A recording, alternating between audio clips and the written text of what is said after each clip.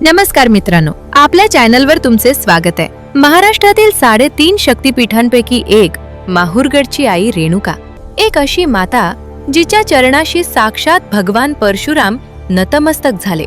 पण तुम्हाला माहित आहे का, रेणुका माता कोण होत्या, त्यांचा जन्म कसा झाला आणि एका राजाची मुलगी असूनही त्या एका ऋषींच्या पत्नी कशा झाल्या? आजच्या या विशेष व्हिडिओमध्ये आपण पाहणार आहोत रेणुका मातेचे संपूर्ण चरित्र. भाग पहिला. ही कथा आहे त्यागी, तपस्वी आणि परम सात्विक आई रेणुकेची. त्याआधी मित्रांनो, मी ही कथा बनवण्यासाठी खूप मेहनत केलीये. माझ्या मेहनतीसाठी एक लाईक आणि चॅनलला सबस्क्राईब नक्की करा. चला तर मग व्हिडिओला सुरुवात करूया. फार वर्षांपूर्वीची गोष्ट आहे. इक्ष्वाकू कुळामध्ये विदर्भ देशाच्या सुपीक आणि समृद्ध भूमीवर रेणू नावाचे एक अत्यंत पराक्रमी आणि नीतिमान राजा राज्य करत होते. त्यांच्या राज्याचा विस्तार मोठा होता. प्रजा सुखी होती, कोठारे धान्याने भरलेली होती आणि शत्रू त्यांच्या नावालाही घाबरत असत. राजा रेणूंकडे ऐश्वर्य होते, अफाट संपत्ती होती, मोठे सैन्य होते. पण त्यांच्या मनात एक मोठी खंत होती. ती म्हणजे त्यांना संतान सुख नव्हते.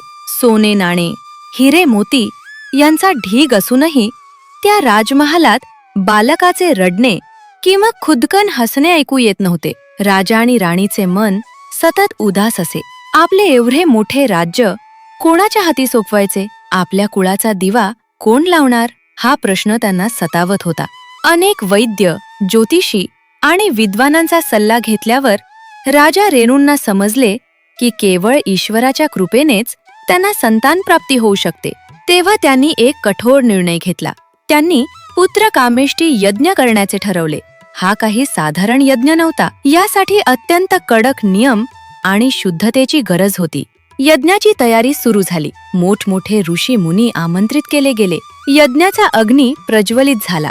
आकाशात धुराचे लोळ उठू लागले आणि मंत्रोच्चाराने संपूर्ण वातावरण भारून गेले. राजा आणि राणीने दिवसाचे रात्र आणि रात्रीचा दिवस करून अन्नपानाचा त्याग करून या यज्ञात आहुती दिल्या.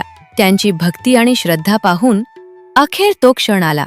या यज्ञातून साक्षात अग्निदेव प्रसन्न झाले. आगीच्या ज्वाळांमधून एक दिव्य तेज प्रकट झाले आणि अग्नीने राजाला आशीर्वाद दिला. राजा, तुझी भक्ती फळाला आली आहे. तुला अशी संतान प्राप्त होईल जी केवळ तुझेच नाव नाही तर संपूर्ण जगाचा उद्धार करेल. आणि त्यानंतर काही काळाने राणीच्या पोटी एका तेजस्वी कन्यारत्नाचा जन्म झाला. ती मुलगी होती की साक्षात विजेची लोळ. तिचे रूप इतके लख्ख होते की पाहणाऱ्याचे डोळे दिपावेत. यज्ञाच्या रेणूतून म्हणजेच अग्नीच्या कणांतून तिचा जन्म झाल्यासारखे तिचे तेज होते. म्हणून तिचे नाव ठेवले गेले रेणुका. राजकुमारी रेणुकेच्या जन्माने राजवाड्यात आनंदाला उधाण आले. राजा रेणूंचे जीवन सार्थक झाले. रेणुका जसजशी मोठी होऊ लागली तसतसे तिचे गुण अजूनच बहरून येऊ लागले. लहानपणीच रेणुका इतर सामान्य मुलींसारखी नव्हती. तिला बाहुल्यांशी खेळण्यापेक्षा निसर्गाच्या सानिध्यात राहायला जास्त आवडायचे. ती तासनतास मंदिरात जाऊन पूजा अर्चा करी. तिचे सौंदर्य अवर्णनीय होते. काळेभोर केस, विशाल डोळे आणि चेहऱ्यावर एक असे सात्विक तेज होते की कोणीही तिच्याकडे एकटक पाहतच राहावे. पण तिच्या सौंदर्यापेक्षाही तिची बुद्धिमत्ता आणि भक्ती जास्त प्रबळ होती. रेणुका आता विवाहयोग्य झाली होती. तिची कीर्ती केवळ विदर्भातच नाही तर आर्यावर्ताच्या कानाकोपऱ्यात पसरली होती. अनेक देशोदेशींचे राजकुमार, शूरवीर राजे तिच्याशी विवाह करण्यासाठी उत्सुक होते. राजा रेणूंनी आपल्या लाडक्या कन्येसाठी स्वयंवराचे आयोजन करण्याचे ठरवले. पण नियतीची इच्छा काही वेगळीच होती.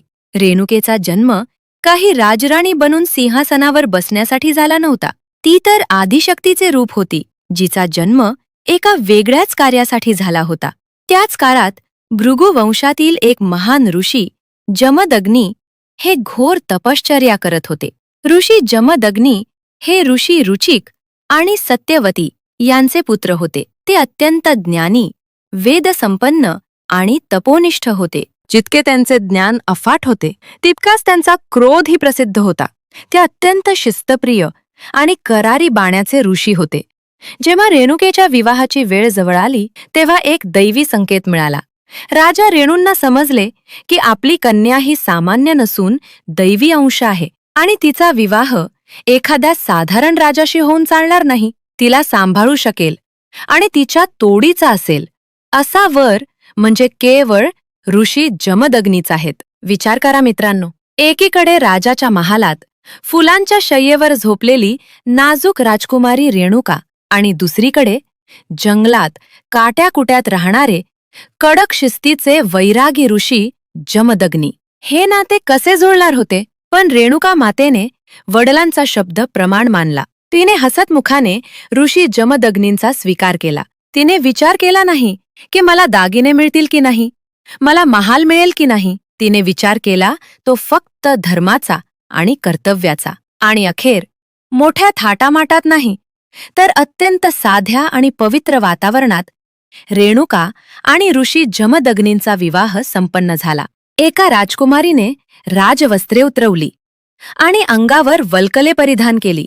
ती आता राणी नाही तर ऋषीपत्नी झाली होती. लग्नानंतर रेणुका ऋषी जमदग्नींच्या आश्रमात राहायला आल्या. तो आश्रम सह्याद्रीच्या कुशीत घनदाट जंगलात होता. तिथे सेवकांचा ताफा नव्हता, दासी नव्हत्या. तिथे होते फक्त हिंस्त्र प्राणी, कंदमुळं आणि नदीचे थंड पाणी. पण रेणुका मातेने कधीच तक्रार केली नाही. त्या पहाटे ब्राह्ममुहूर्तावर उठायच्या, संपूर्ण आश्रम स्वच्छ करायच्या, ऋषींच्या यज्ञासाठी लागणारी लाकडे गोळा करणे, गायींची सेवा करणे आणि ऋषींच्या भोजनाची व्यवस्था करणे हे सर्व त्या स्वतःच्या हाताने करायच्या. त्यांच्या या सेवेमुळे आणि प्रेमुळे ऋषी जमदग्नींचा क्रोधही शांत झाला होता.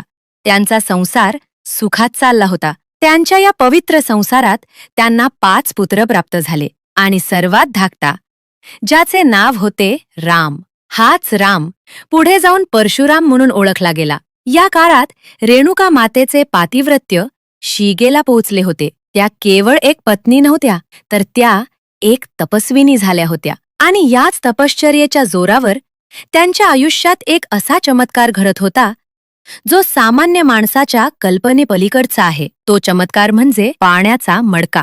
रेणुका माता रोज पहाटे उठून नदीकाठी स्नानासाठी जात असत. स्नान झाल्यानंतर ऋषी जमदग्नींच्या पूजेसाठी पाणी आणणे हे त्यांचे मुख्य कर्तव्य होते. पण गंमत अशी होती की त्या पाणी आणण्यासाठी सोबत कोणतेही भांडे घेऊन जात नसत. त्या नदीच्या ओल्या वाळूत हात घालायच्या आणि आपल्या तपोबलाने त्या वाळूचे एक मडके तिथेच तयार करायच्या. होय, कच्च्या वाळूचे मडके. आणि काय आश्चर्य, त्या वाळूच्या मडक्यातून पाण्याचा एक थेंबही गळत नसे.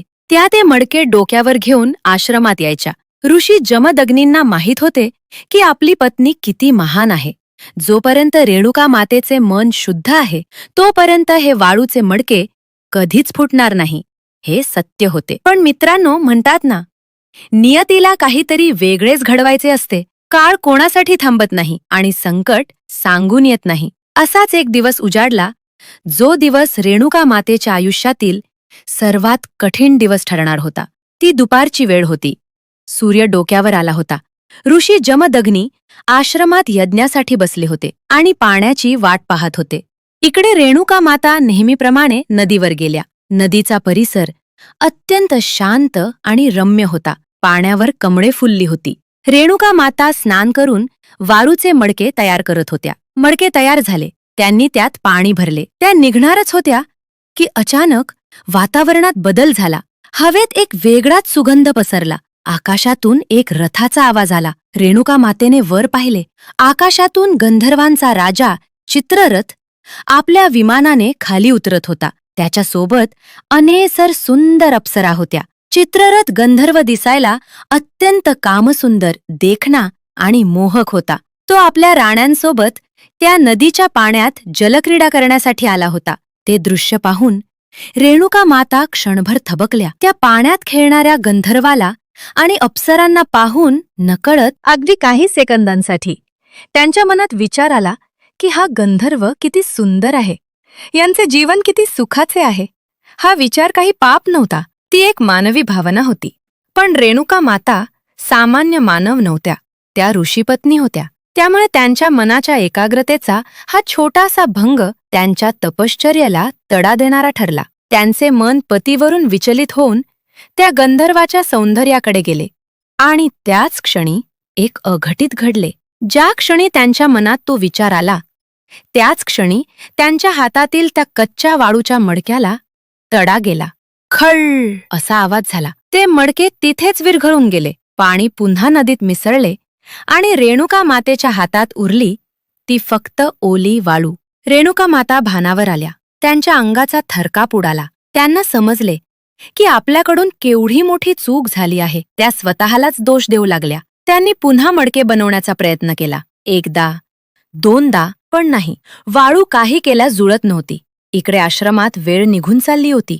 ऋषी जमदग्नींना उशीर सहन होत नव्हता आणि जेव्हा त्यांनी ध्यान लावून पाहिले तेव्हा त्यांच्या दिव्य दृष्टीला नदीकाठचे सर्व दृश्य दिसले. त्यांना दिसले की आपल्या पत्नीचे मन एका परपुरुषाचे सौंदर्य पाहण्यात रमले होते. ऋषी जमदग्नींचा क्रोध अनावर झाला. तिकडे रेणुका माता रिकाम्या हाताने थरथरत्या पावलांनी डोळ्यात अश्रू घेऊन आश्रमाकडे निघाल्या होत्या. प्रत्येक पाऊल टाकताना त्यांना भीती वाटत होती.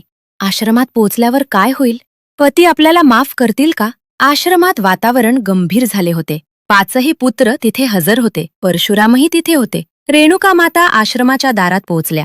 त्यांनी ऋषींच्या चेहऱ्याकडे पाहिले आणि त्यांची मान खाली झुकली. ऋषींनी आपल्या पुत्रांकडे पाहिले आणि गर्जना केली. एक अशी आज्ञा दिली जी ऐकून त्रैलोक्य हादरले असते. ऋषी जमदग्नींनी काय आज्ञा दिली असेल? त्यांनी रेणुका मातेला कोणता दंड दिला? आणि सर्वात मोठा प्रश्न, एका मुलाला आपल्याच आईचे शिर धडावेगळे करावे लागेल अशी वेळ का आली? परशुरामांनी वडिलांची आज्ञा पाळली की आईला वाचवले. आणि जर रेणुका मातेचा मृत्यू झाला तर आज आपण ज्या माहूरच्या देवीची पूजा करतो ती पुन्हा जिवंत कशी झाली? हे सर्व प्रश्न अनुत्तरित आहेत आणि यांची उत्तरं तुम्हाला मिळतील आपल्या पुढच्या भागात, म्हणजेच रेणुका चरित्र भाग 2 मध्ये. ही कथा पुढे इतकी रोमांचक आहे की तुमच्या अंगावर काटा येईल. मित्रांनो, आजचा हा व्हिडिओ तुम्हाला कसा वाटला हे आम्हाला कमेंटमध्ये नक्की सांगा. पुढचा भाग पाहण्यासाठी आणि ही अद्भुत कथा पूर्ण ऐकण्यासाठी आपल्या चॅनलला आत्ताच सबस्क्राईब करा आणि शेजारील बेल आयकॉन दाबायला विसरू नका. भेटूया पुढच्या व्हिडिओमध्ये. तोपर्यंत आईचा जय जयकार करत रहा. उदे गंबे उदे, आई राजा उदे उदे. तर तुम्हाला माझे हे प्रामाणिक प्रयत्न मनापासून आवडले असतील आणि ही माहिती उपयोगाची वाटली असेल तर प्लीज आपल्या चॅनलला सबस्क्राईब करायला विसरू नका. कारण तुमचं एक सबस्क्रिप्शन आणि लाईक माझ्यासाठी फक्त एक आकडा नाही तर ती माझ्या कष्टाची पावती आहे. तुमची साथ अशीच पाठीशी राहू द्या. धन्यवाद. आजचा हा व्हिडिओ तुम्हाला कसा वाटला हे आम्हाला कमेंट करून नक्की सांगा आणि तुमच्या मनात काही प्रश्न असतील तर तेही विचारा. भेटूया पुढच्या भागात अशाच एका नवीन माहितीसह. जर तुम्हाला आपल्या संस्कृतीच्या, आपल्या देवांच्या अशा अद्भुत कथा ऐकायला खरोखरच आवडत असतील या आपल्या परिवाराचा भाग नक्की व्हा. चॅनलला आताच सबस्क्राईब करा जेणेकरून तुम्ही अशी एकही कथा चुकवणार नाही.